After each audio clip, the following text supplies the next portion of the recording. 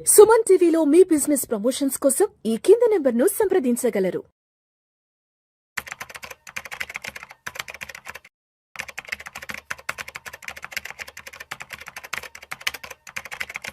Sir Giribabu గారు నమస్తే sir. నమస్తే అండి. గిరిబాబు గారు, అమెరికాలో ఉన్నటువంటి భారతీయ ఎన్ఆర్ఐలు దాదాపు ఒక 40% మంది తిరిగి మళ్ళా భారతదేశానికి వచ్చేద్దాం అనుకుంటున్నారు అమెరికా నుంచి. గత సంవత్సరం 2 సంవత్సరాల నుంచి జరుగుతున్నటువంటి అనిశ్చిత పరిస్థితుల కారణంగా కూడా అందరూ ఈ డెసిషన్ తీసుకున్నారని కూడా తెలుస్తుంది.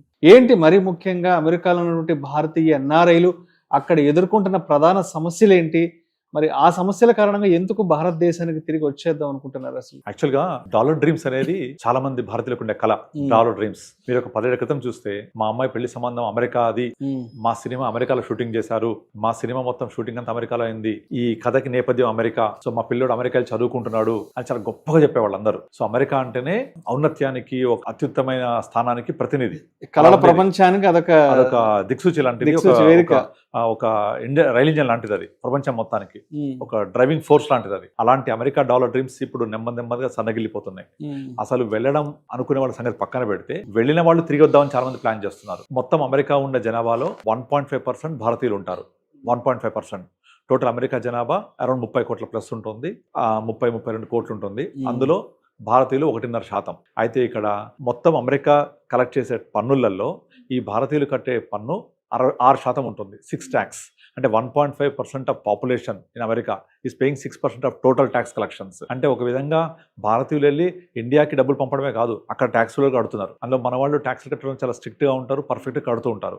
అంటే 6% పన్నులు కలెక్ట్ అవుతున్నాయి అక్కడ. సో ఆ కలెక్ట్ అవుతున్నాయంటే ఆ గవర్నమెంట్ కూడా బెనిఫిటే కదా.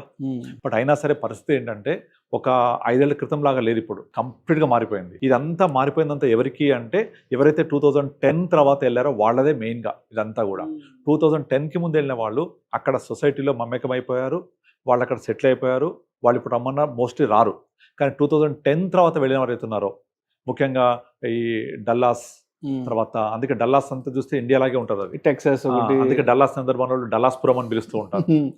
సో అక్కడ డల్లాస్ వెళ్తే మొత్తం అది హైదరాబాదు, అమలాపురం లాగే అనిపిస్తుంది అందరు ఉన్న వాళ్ళకు. అంత నింపేశారు. టెక్సాస్, న్యూయార్క్, వాషింగ్టన్ ఇలాంటి ప్లేస్ కూడా చాలా మంది ఉన్నారు. అయితే ఇప్పుడు ఏమైపోయిందంటే, 2010 తర్వాత వెళ్ళిన వాళ్ళకు అవకాశాలు ఫస్ట్ ఆఫ్ ఆల్ బాగా తగ్గిపోయాయి. అక్కడ ముఖ్యంగా ట్రంప్ సెకండ్ టర్మ్ వచ్చిన తర్వాత అక్కడ అమెరికన్స్ లో క్లియర్ విభజన కనిపిస్తోంది. ట్రంప్ యొక్క మెయిన్ నినాదం ఏంటి? America is for Americans, make America great again. మనం 2 ఏళ్ల క్రితం మాట్లాడుకున్నాం. Exactly, make America great again. మన ఇక్కడ తెలంగాణ నీళ్లు, నిధులు, నియామకాలు ఎలాగైతే నినాదంతో తెలంగాణ ఉద్యమం నడిచిందో, ఇప్పుడు అలాంటి ఒక చిన్నప్పటి ఉద్యమం లాంటిదే చేశాడు ట్రంప్. ఎందుకంటే అమెరికా యొక్క ఆధిపత్యం సన్నగిల్లిపోతోంది, ఇక్కడికి వేరే వాళ్ళు వస్తున్నారు, వాళ్ళు రావద్దని ఒక పాయింట్ని లేవదీసి ఒక క్లియర్ డివిజన్ తీసుకొచ్చాడు అక్కడ ప్రజల్లో. అది ఫస్ట్, అన్నిటికంటే అసలైన కారణం అది. తర్వాత రెండోది, ముఖ్యంగా పెరిగిపోతున్న ఖర్చులు, విపరీతంగా పెరిగిపోతున్న ఖర్చులు. ఒక సర్వే ప్రకారం ఒక ఫ్యామిలీ, వైఫ్ అండ్ హస్బెండ్, ఒక చైల్డ్ని, అబ్బాయి కానీ అమ్మాయి కానీ చదివించాలి అంటే 18 years వరకు అయ్యే ఖర్చు 2.5 కోట్లు. 18 years వరకు అంటే అందులో ఓన్లీ +1 +2 వరకే ఉంటుంది అంతే. దాని తర్వాత ఇంకా కాస్ట్లీ అవుతుంది. బట్ ఇండియాలో అంత కాదు కదా, 2.5 కోట్లు కాదు కదా. మనము ప్రొఫెషనల్ ఎడ్యుకేషన్ కావాలని ఒక ఎన్ఆర్ఐ సీట్ కొనుక్కుంటే కూడా అంత కాదు, మేబీ కొద్ది మందికి ఉంటారు. కానీ అక్కడ అట్లా కాదు. సాధారణంగా ఎవరైనా ఒక అబ్బాయిని కదా అమ్మాయిని చదివించాలి అంటే 18 years వరకు వాళ్ళు పెట్టే ఖర్చు యావరేజ్గా 2.5 crores. ఇక ఇంటి అద్దెలు విపరీతంగా పెరిగిపోయాయి.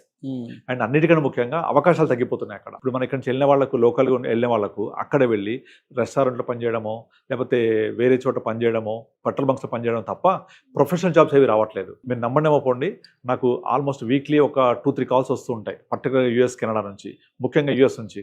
వాళ్ళందరూ వచ్చి స్టీరియోటైపిక్ లాగా అందరూ ఒకటే రిక్వైర్మెంట్ అడుగుతుంటారు. సార్, నా వయసు ఇప్పుడు 40 సంవత్సరాలు, యూఎస్లో ఉన్నాను, నేను ఒక 5 ఏళ్ల తర్వాత ఇండియాకి రావాలనుకుంటున్నాను, నాకు ఒక మంచి కార్పస్ క్రియేట్ చేయాలి, నాకు మంత్లీ ఇన్కమ్ ఒక 3-4 lakhs కావాలి, ఇక్కడ హైదరాబాద్ ఉండడానికి ఒక ఇల్లు కావాలి, ఇక్కడ ఇల్లు కావాలి, నాకు మంత్లీ 2-3 lakhs ఇన్కమ్ కావాలి, దీనికి ఎలా ప్లానింగ్ చేసుకోవాలి, ఇంకా నేను మాక్సిమం ఒక 4-5 years మించి ఉండలేను ఇక్కడ, ఆ 4-5 years కూడా ఉండడో తెలియదు, నాకు ఇదంతా ప్లానింగ్ అనేది ఇప్పుడు స్టార్ట్ చేస్తే చేయగలనా లేదా, ఎంత కాంట్రిబ్యూట్ చేయాలి, ఇదే అడుగుతుంటారు. అసలు 100% అసలు ఒక్కళ్ళు కూడా డిఫరెంట్గా మాట్లాడరు. అందరు కూడా యూఎస్ నుంచి కాల్ వచ్చింది అంటే వాళ్ళు మాట్లాడేది నేను 5 years తర్వాత ఇండియాకి వచ్చేస్తాను, లేదా 6 years తర్వాత, లేదా మీరు తొందరగా మాకు కార్పస్ క్రియేట్ చేస్తే ఇంకా తొందరగా కూడా వస్తాం మేము. సో ఇక్కడ నుంచి పోవడం పక్కన పెట్టి అక్కడ నుంచి రావడానికి ఇష్టపడుతుండ్రు. అండ్ బోల్డ్ మంది 2023-24 తర్వాత ఇండియాలో ఇక్కడ ఒక ఇల్లు తీసుకొని ఉండడానికి ప్లాన్ చేసుకొని ఒక ప్యాసివ్ ఇన్కమ్ పెట్టుకొని అక్కడంతా వైండప్ చేసే వాళ్ళు బోల్డ్ మంది లైన్ కడుతున్నారు. మీరు ఎవరైనా సరే యూఎస్లో ఉన్న వాళ్ళని అడిగితే అందరు ఇదే ఆన్సర్ చెప్తారు. సర్ప్రైజింగ్లీ లాస్ట్ 2 years మొత్తం మారిపోయింది సినారియో అంతా. అండ్ ఇంకొక ఇంపార్టెంట్ థింగ్ ఏంటంటే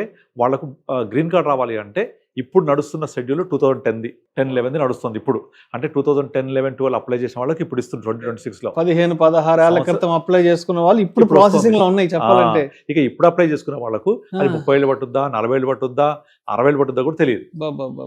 అంత డిలే. అంటే ఈ గ్రీన్ కార్డ్ ఒక శిక్షలాగా అయిపోయింది వాళ్ళకు, జీవితకాల శిక్ష. అది ఎప్పుడు వస్తుందో తెలియదు, వస్తుందో తెలియదు. గ్రీన్ కార్డ్ వస్తే తప్ప అక్కడ మీరు శాశ్వతంగా ఉండడానికి అవకాశం లేదు. మరి ఆ గ్రీన్ కార్డ్ లేకుండా, శాశ్వత చిరునామా లేకుండా ఎంతకాలం ఈ తుమ్ముతో ఊడిపోయి ముక్కులాగా బతకాలి అక్కడ.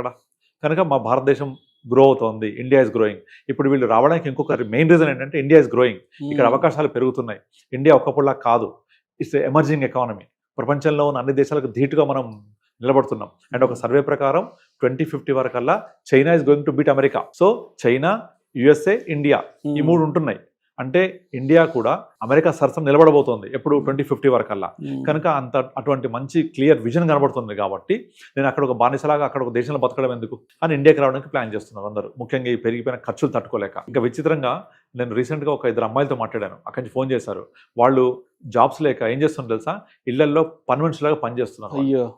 నాకు వాళ్ళు చెప్తున్నారు, మేము వెళ్ళి ఇంట్లో గిన్నెలు కడగడము, సర్వెంట్ చేస్తున్నాం.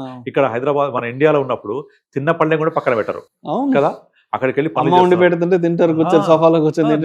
Better reality. మీరు యూట్యూబ్ చూడండి, చాలా మంది వీడియోస్ కూడా చేస్తున్నారు ఈ విధంగా. మేము అమెరికా వచ్చి కష్టపడుతున్నాము, మీరు రావద్దండి ఇక్కడికి, 80% రావద్దు, ఇక్కడ డాలర్ డ్రీమ్స్ అయిపోయినాయి, మేము ఇంత కష్టపడుతున్నాము, జాబ్స్ రావట్లేదు, చదువుకున్న తర్వాత జాబ్స్ రావట్లేదు. ఇక చాలా మంది స్విగ్గీ, మనలాగే స్విగ్గీ, జొమాటో అక్కడ కూడా ఉంటాయి. సో అవి చేయడము, అవి చేస్తుంటే కూడా ఇప్పుడు గవర్నమెంట్ అక్కడ రెస్ట్రిక్షన్ పెడుతుంది తెలుసా. ఏంటంటే వాళ్ళకి అక్కడ ఒక అకౌంట్ ఉండాలి ఈ మనీ పడాలంటే. ఆ అకౌంట్ రావాలి అంటే రెస్ట్రిక్షన్స్ ఉంటాయి దానికి, అంత ఈజీ కాదు. రెస్టారెంట్ లో పనిచేసే వాళ్ళకు టైం రెస్ట్రిక్షన్స్, తర్వాత మళ్ళీ ఒక ఏరియాలో పనిచేయాలి అంటే ఆ ఏరియా లోకలైట్ అయి ఉండాలి. అక్కడ ఇన్ని రెస్ట్రిక్షన్స్ పెట్టి చాలా ఇబ్బందులకు గురి చేస్తున్నారు. ఎందుకంటే మా ఉద్యోగాలు మాకే ఉండాలి, వేరే వాళ్ళు వచ్చి ఆక్యుపై చేయకూడదు. ఇలాంటి ఒక గీత లాంటి ఒక విభజన ఏర్పడిపోయింది సమాజంలో. సో దీనికి మనవాళ్ళు కూడా కారణమే. ఎట్లా చెప్పాలంటే నార్మల్ గా 2010, 11, 12 తర్వాత వెళ్ళే వాళ్ళందరూ కూడా మన వినాయక చవితి, మన దసరా ఇలాంటి పండుగలన్నీ బహిరంగంగా జరుపుకోవడం, రోడ్ల మీద ర్యాలీ చేయడము, సినిమా ర్యాలీలు చేయడము, పొలిటికల్ పార్టీస్. ఇక్కడ భారతదేశంలో ఎలక్షన్స్ అయితే ఆ రాజకీయ పార్టీలకు సంబంధించిన ర్యాలీలు చేయడము, అక్కడ ఫండింగ్ కలెక్ట్ చేయడము. ఇక సినిమా అయితే మన హైదరాబాద్ లో ఎలా అయితే మొదటి రోజు హంగామా ఉంటుందో అలాంటి హంగామా. కొన్ని థియేటర్స్ లో సినిమా ఆపిన సందర్భాలు కూడా ఉన్నాయి, అంత హంగామా చేస్తారు, పేపర్లు జించిపడేసి గందరగోళం చేయడం, స్క్రీన్లు పగలగొట్టడం. ఇవన్నీ కూడా వాళ్ళు నచ్చట్లేదు వాళ్ళకు. అంటే ఇప్పుడు మనము ఎక్కడి నుంచో ఇక్కడికి వచ్చి బతికితే, ఇప్పుడు మార్వాడి గోబ్యాక్ అని ఒక విధానం జరిగింది మన దగ్గర తెలంగాణలో. వాళ్ళని ఇండియన్సే, వ్యాపారం తప్పులేదు, అయినా మన వాళ్ళ అవకాశాలు పోతున్నాయని అలా అన్నారు.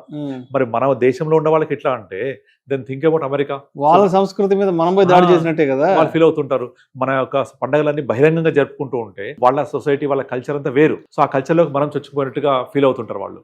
సో ఆ విధంగానే ఆ ఒక సన్న గీత లాంటి ఒక విభజన ఏర్పడింది అక్కడ సొసైటీలో. సో దీనికి మనం కూడా కొంత కారణమే. కాకపోతే ఇప్పుడున్న పరిస్థితులు ఏంటంటే అక్కడ కంటిన్యూ అవ్వడానికి అంత ఫ్రూట్ఫుల్ అవకాశాలు కనిపించట్లేదు. ముఖ్యంగా అవకాశాలు అనేవి చాలా తగ్గిపోతున్నాయి. H1B వీసా తీసుకోవాలి అంటే $1 lakh పే చేయాలి, చాలా బర్డెన్ కంపెనీస్ కి. లాస్ట్ ఆగస్ట్ సెప్టెంబర్ లో వచ్చింది ప్రపోజల్. దాంతో 87% ఆఫ్ H1B వీసా అప్లికేషన్స్ కి ఎఫెక్ట్ అయిపోయింది. అది తగ్గిపోయాయి దాని యొక్క పర్సంటేజ్ ఆఫ్ అప్లికేషన్స్. అది రెన్యువల్స్ కి మాత్రము ఎగ్జామ్స్ ఇచ్చిండు, కొత్త అప్లికేషన్స్ కి $1 lakh అంటే కట్టట్లేదు. సో ఎగ్జామ్ దాని యొక్క డిమాండ్ 87% పడిపోయింది. సో ఇవన్నీ కూడా కలగలిపి అమెరికా డాలర్ డ్రీమ్స్ ని కుదేలు చేస్తున్నాయి. అందుకే ఇండియాకి వచ్చేయడానికి అందరు చాలా మంది క్యూ కడుతున్నారు. వద్దు, నేను అక్కడ ఉండి ఇబ్బందులు పడే బదులు ఇండియాకి వచ్చి ఇక్కడ హ్యాపీగా ఎంతో కొంత జాబ్ చేసుకొని హ్యాపీగా బతుకుతా, నాకు అక్కడ హ్యాపీనెస్ లేదు, ఎప్పుడు ఉంటామో తెలియదు, ఎప్పుడు పోతామో తెలియదు, ఇది వద్దు మాకు అనేవాళ్ళు బాగా పెరిగిపోయారు. కనుక ఆ సర్వే ప్రకారం 40% మంది ఇండియాకి రావడానికి మొగ్గు చూపుతున్నారంటే అసలు అతిశయోక్తి కాదు. ఇంకెక్కువ మంది కూడా రావడానికి ట్రై చేస్తున్నారు ఇండియాకి present. Thank you sir, thank you so much Giribabu garu. Dollar dreams, American dreams ఎందుకు చెదిరిపోతున్నాయి, ఎందుకు చాలా మంది భారతీయులు ఆల్మోస్ట్ 40% మంది అమెరికాలో సెటిల్ అయినటువంటి NRI ఇండియన్స్ ఎవరైతే ఉన్నారో మరి ఎందుకు ఇండియాకి వచ్చేద్దాం అనుకుంటున్నారండి, అక్కడ వాళ్ళకి ఏర్పడుతున్నటువంటి ప్రతికూల వాతావరణం ఏంటి అనే అంశాల గురించి చక్కగా తెలియజేసి thank you so much sir. Thank you అండి.